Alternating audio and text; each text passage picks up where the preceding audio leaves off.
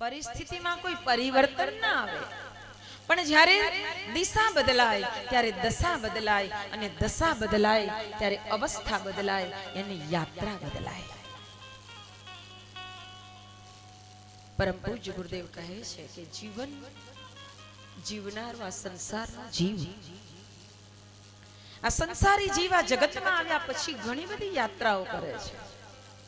યાત્રાએ જાવ છો? ચારધામની યાત્રા મારે તો થઈ ગઈ. ઘણા કહે છે કે મારે હવે 68 તીરથ પૂરા કરવા છે. ઘણા કહે છે કે મારે હવે આટલું જ બાકી છે, મારે 12 જ્યોતિર્લિંગ પૂરા કરવા છે, હવે મારે આટલું બાકી છે. બધાને એક યાત્રાનો એક આનંદ છે, બધાને યાત્રા કરવી ગમે છે. કારણ કે યાત્રા કરવાથી ભગવાનના જે તે સ્થાનમાં આપણે જઈએ યાત્રા કરતા, ત્યારે એ યાત્રા કરીને જે સ્થાનમાં ગયા હોઈએ એ સ્થાનની એ પુણ્યતા, એ પવિત્રતા, એ ભવ્યતા, એ દિવ્યતા, એ દર્શન આપણા અંતરમાં લઈને આવીએ છીએ. અને એ લઈને આવ્યા પછી આપણે ઘરે બેઠા બેઠા પણ પછી આપણાથી દરરોજ યાત્રા કરી શકાય. કરી શકાય. માતાજી માં ભગવતી જ્યારે પણ 1991 સાલથી 92-93 દર વર્ષે જતા, પણ 3 વર્ષ માતાજીની પાસે રહેવાનું મળતું. 95-માં માતાજીએ પોતાનો દેહ વિલય કરી દીધો. આ 3 વર્ષ જે માતાજી પાસે રહ્યા ને ત્યારે માતાજીના જે પણ અમૃતવાણીનો લાભ મળ્યો ને, માતાજીના જે આશીર્વાદની અવસ્થા, જ્યારે આશીર્વાદ આપ્યા, એ જે સમય, એ જે પરિસ્થિતિ, માતાજીનું મુખારવિંદ અને માતાજીના મુખમાંથી નીકળતા આશીર્વાદ, એનું દરરોજ સ્મરણ કરાય. અને માતાજી દર વખતે જ્યારે છેલ્લું પ્રવચન વિદાય માટે આપતા ને, પોતાનો હૃદય ભાવ વ્યક્ત કરતા ને, ત્યારે માતાજી એમ કહેતા કે બેટા आप जा रहे हो आज, लेकिन मैं आपको पूर्ण रूप से विदा नहीं कर रही हूँ.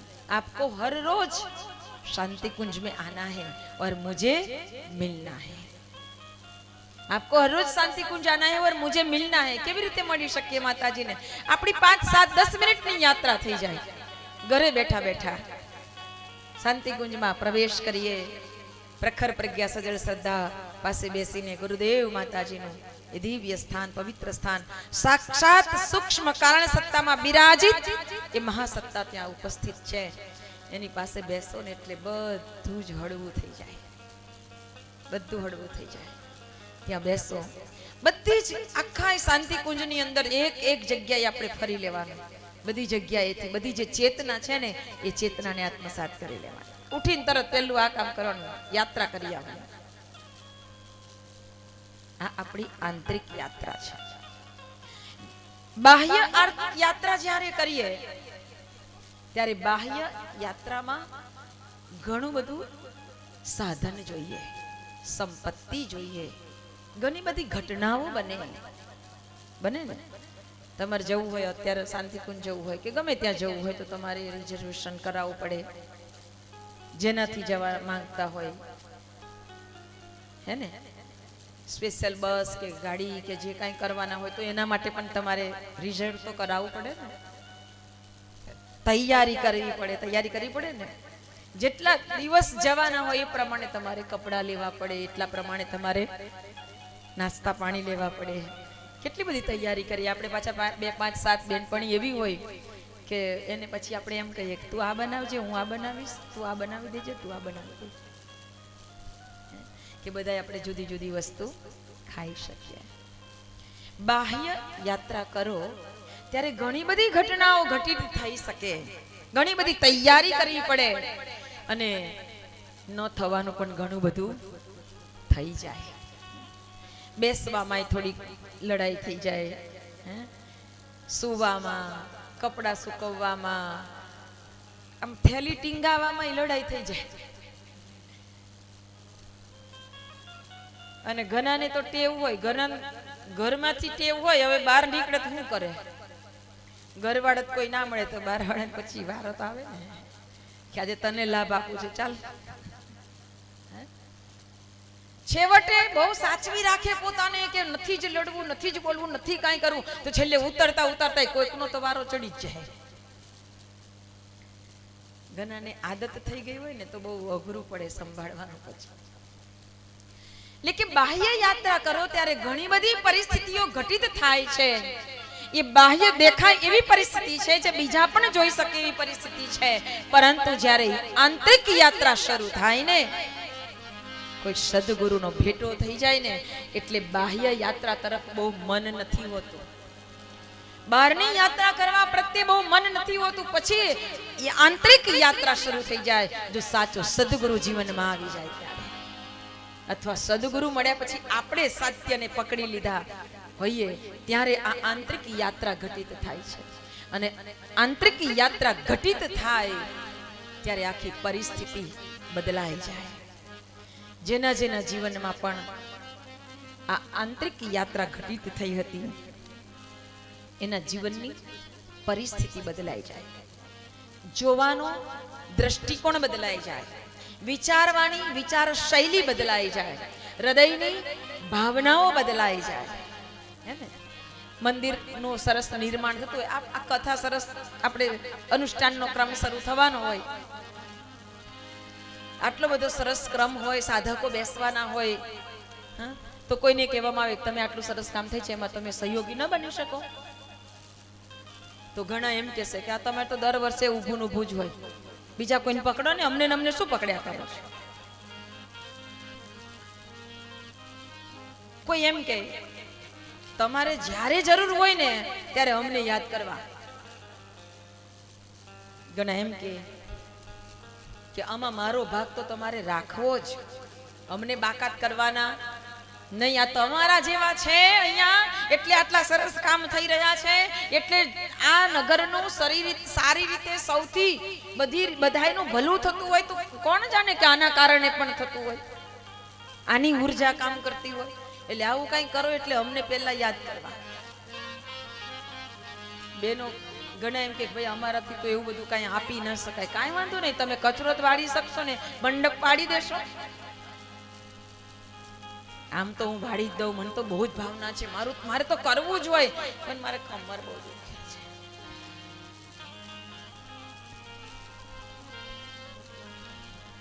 કમર દુખે છે તો બેઠા બેઠા કચરો કાઢો. કોઈને કોઈ સેવા કરવાની ભાવના હોવી જોઈએ. મંદિરનું નિર્માણ થતું હતું, જ્યારે સંત સદગુરુ પોતાના શિષ્યોને લઈને ત્યાંથી નીકળ્યા, એટલે શિષ્યોએ ગુરુદેવને કહ્યું કે ગુરુદેવ, આ બધા કેટલા ભાગ્યશાળી જીવો છે કે મંદિરના નિર્માણના કામમાં લાગેલા છે. ત્યારે ગુરુદેવે કહ્યું કે બેટા, એ ભાગ્યશાળી તો છે, પણ બધા જ ભાગ્યશાળી છે એવું નક્કી નથી. તો કે એવું કેવી રીતે હોઈ શકે? તો કે તને બતાવું.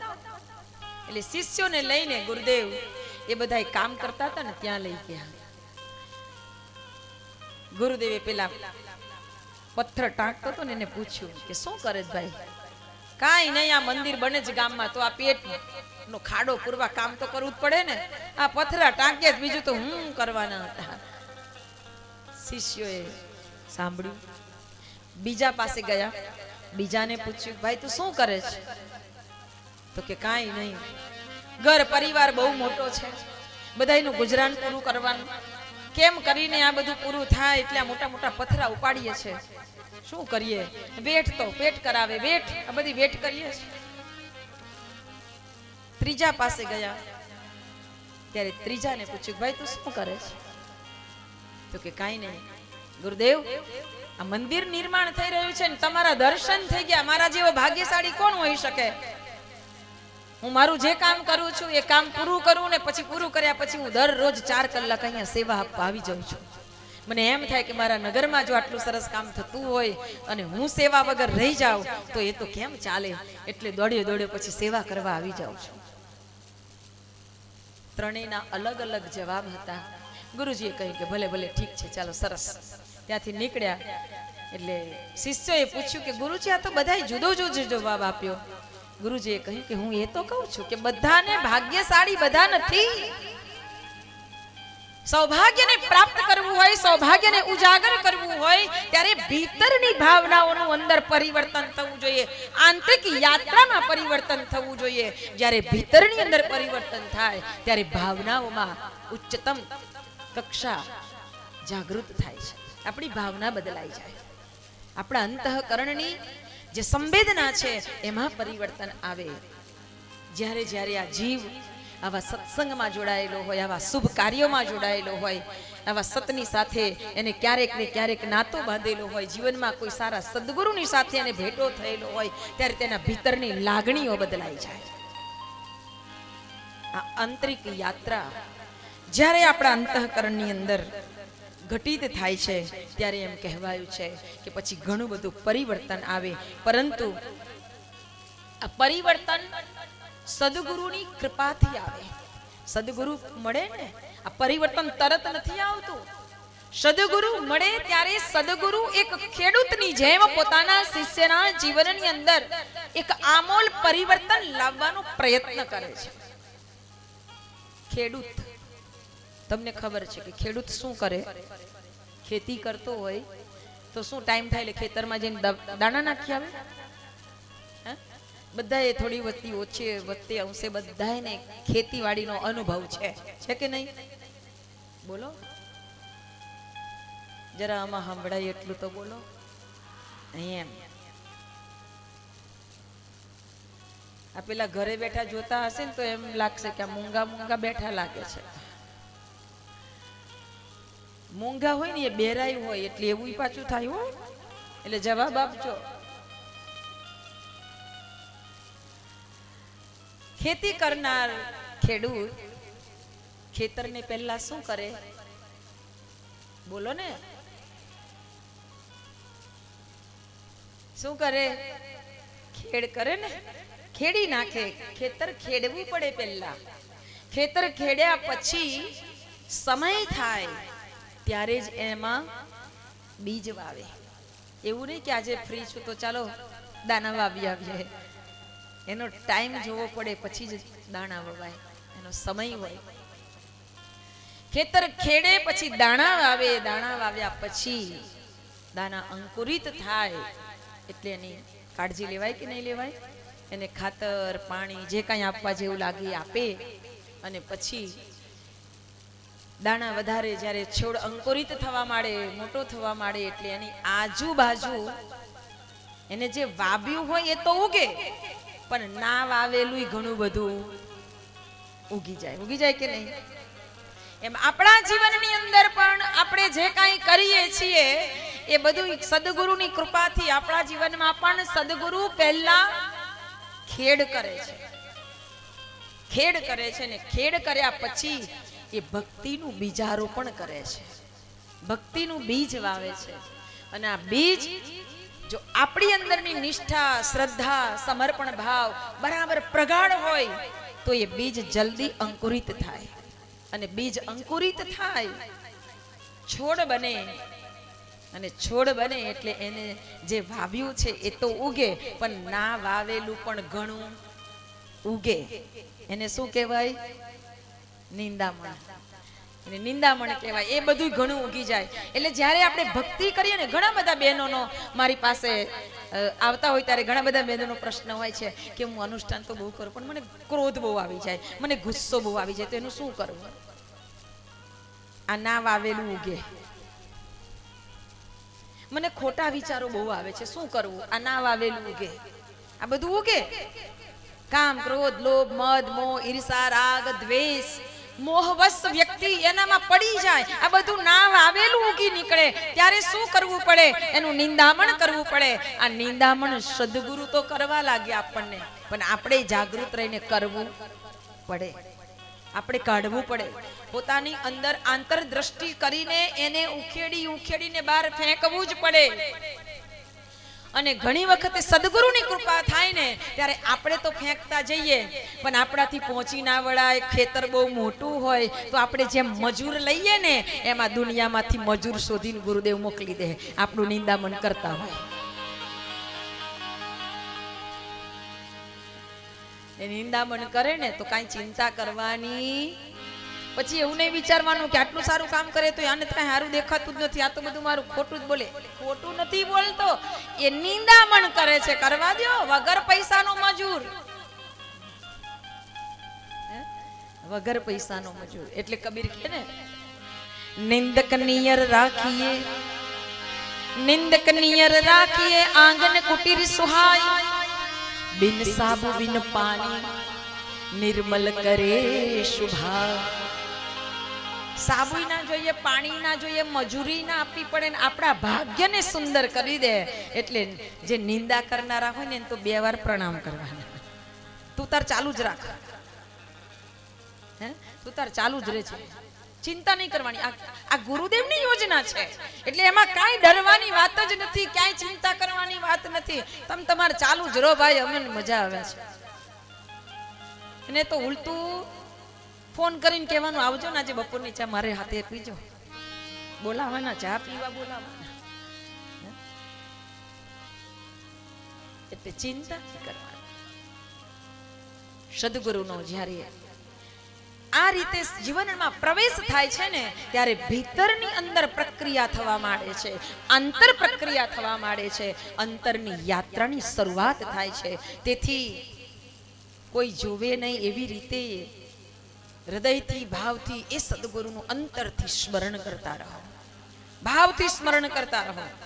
કાળો ગુરુ ગીતા પુસ્તિકા છે ને, અને બધાય લઈને આવજો કાલે. દરરોજ અહીંયાથી પછી બીજી નહીં લેવાની હો, યાદ રાખીને લઈને આવવાનું. 5 નંબર 9 ચોથા નંબરનો પેરેગ્રાફ, ત્યાંથી આપણે અટક્યા હતા. આ ગુરુ શું કહે છે એ વાત આપણને આદિ ગુરુ ભગવાન શિવ સમજાવે છે. સદા શિવ કહે સુનો આદિ માતા, ગુરુ ગીતા હે પરમ સિદ્ધિદાતા, હર સાધક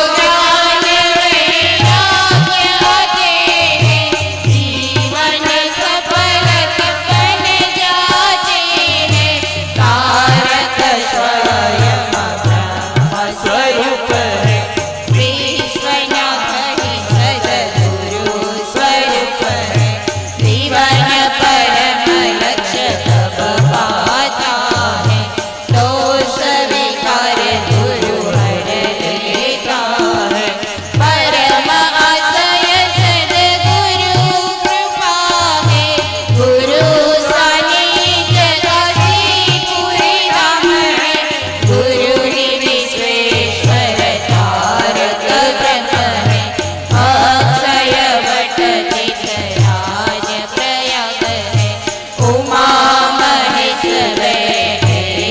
जीवन में करते रहते संवाद आपस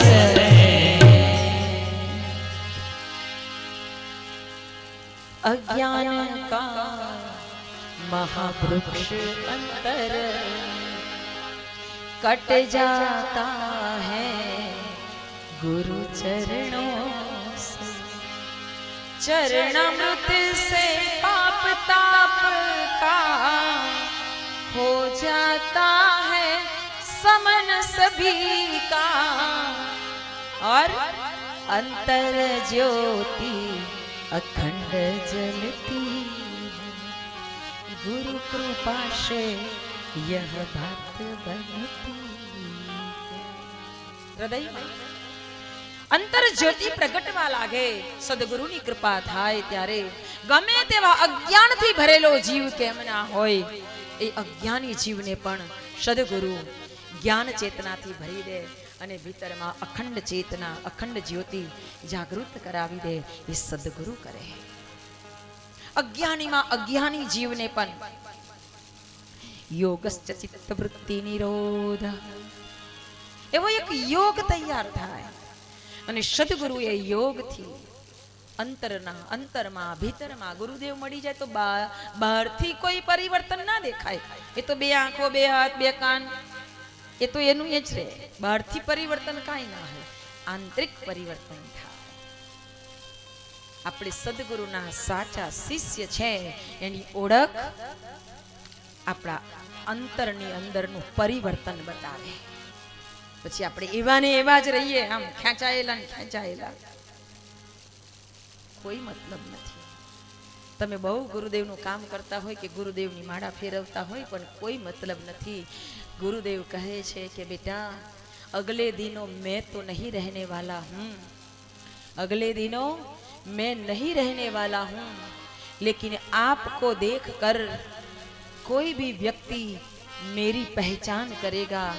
आपको मेरी पहचान कैसी करवानी है वो आप पर मौजूद है, वो आप पर निर्भर है. मुझे कैसा दिखाना है वो आप जाने.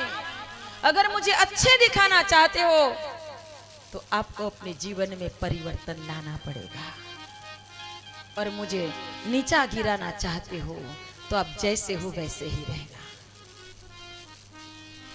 बहु मोटी बात करी है गुरुदेव, કેટલી મોટી જવાબદારી આપી છે આપણને. નાની નાની વાતોમાં ઘણા લોકોને ખોટું બહુ લાગી જાય.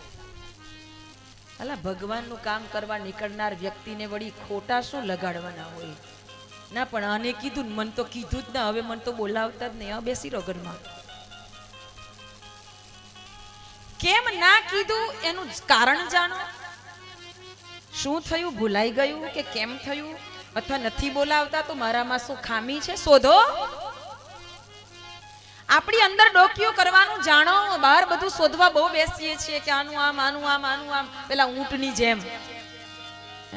કવિ દલપતરામની કવિતા હતી ને, બીજા ત્રીજા ચોથા ધોરણમાં હતી.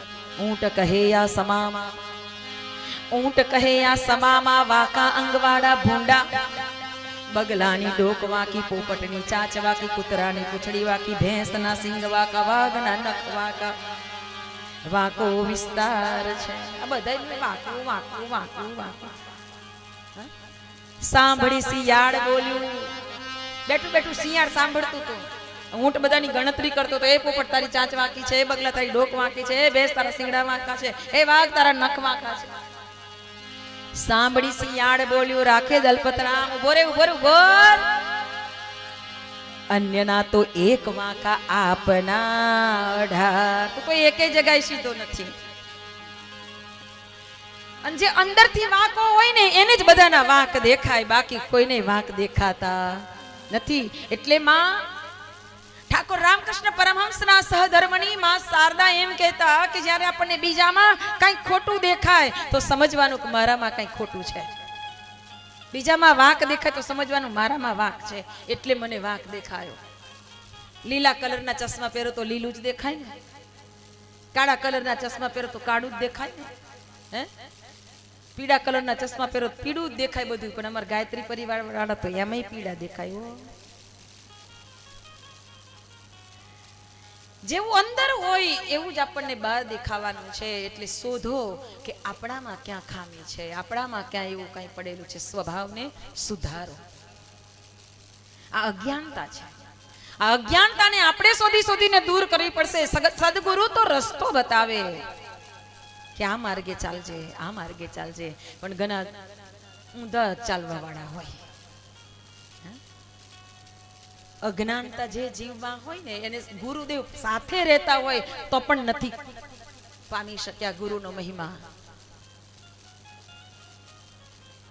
એક પાઠ ભણવામાં આવતો, અંધેરી નગરીને ગંડુ રાજા ટકે શેર ભાજી, ટકે શેર ખાજા. આવી વિચિત્ર નગરી, એમાં એક ગુરુ ને એના શિષ્યએ પ્રવેશ કર્યો. ગુરુદેવે જોયું કે આ નગરમાં બધાનો એક જ ભાવ, સોનું જે ભાવે મળે એ જ ભાવમાં શાકભાજી મળે, બધાનો એક જ ભાવ. જે ઉત્તમ પ્રતિષ્ઠિત અને શ્રેષ્ઠ વ્યક્તિ છે અને જે મૂર્ખ ગાંડું છે એ બધાને સરખું જ માન મળે, કોઈની કાંઈ વિશેષતા નહીં. એટલે ગુરુજી ફરતા ફરતા નીકળ્યા. સમય થયો એટલે પેટ તો માંગે છે, એટલે ભિક્ષાટન કરતા નીકળ્યા. તો જોયું કે ટકેશેર ભાજી ને ટકેશેર ખાજા, હારી હારી દુકાનમાં જ જવાય ને. સુખડિયાની દુકાને પહોંચ્યા એટલે પેલા એને તો બધું સરસ ખાજા, જલેબી, લાડવા બધું મસ્ત આપ્યું. ગુરુજીની પાસે જે શિષ્ય હતો ને એને થયું કે ગુરુજી અહીંયા જ રહેવાય, કાંઈ જવાય નહીં. આ જ નગરી બહુ સારામાં સારી છે, અહીંયાથી કાંઈ ખસવું જોઈએ નહીં. ગુરુજીએ કહ્યું નહીં બેટા, આ તો ભૂલમાં અહીંયા આવી ગયા, આવી નગરીમાં તો અવાય જ નહીં. કારણ કે ગુરુ એ દીર્ઘદ્રષ્ટિ છે, દીર્ઘદ્રષ્ટા છે. એને ખબર છે કે આવી નગરીમાં રહીએ તો ક્યારે ફસાઈ જઈએ કાંઈ નક્કી નહીં. પણ પેલા તો બહુ સારું લાગ્યું કે આ તો સારી સારી વસ્તુ ખાવાની મળે ને આનંદથી રહેવાય. ધર્મશાળામાં ઉતારો હતો, ત્યાં ગયા. સમય થયો એટલે ગુરુજીએ કહ્યું કે ચાલો બેટા હવે આપણે ખાઈ લીધું, થોડો આરામ કરી લીધો, હવે આપણે આ નગરને છોડી દઈએ. એટલે પેલા શિષ્યએ કહ્યું કે ના ગુરુદેવ, મને તો અહીંયા જ રહેવું છે, મને તો અહીંયા બહુ ગમે છે. ગુરુજીએ કહ્યું કે બેટા આવી નગરીમાં ન રહેવાય, આ ગાડા ને સારા બધાય સરખા જ માપે તોલાતા હોય એવામાં ન રહેવાય. આપણે ક્યાં ફસાઈ જઈએ કાંઈ નક્કી નહીં. તો કે ના તમારે જવું હોય તો જાવ, પણ હું તો અહીંયા જ રહીશ. આ દુનિયાની દોલત, આ દુનિયાની શોહરત, આ દુનિયાની ચકમક એ ક્યારેય આપણા મનને ફસાવે ને એ કાંઈ નક્કી નહીં. આ ગુરુદેવની સાથે રહેનારો હતો, છતાંય આજે એને ગુરુદેવ કરતા આ દુનિયાનો વૈભવ એને સારો લાગ્યો. અને એટલે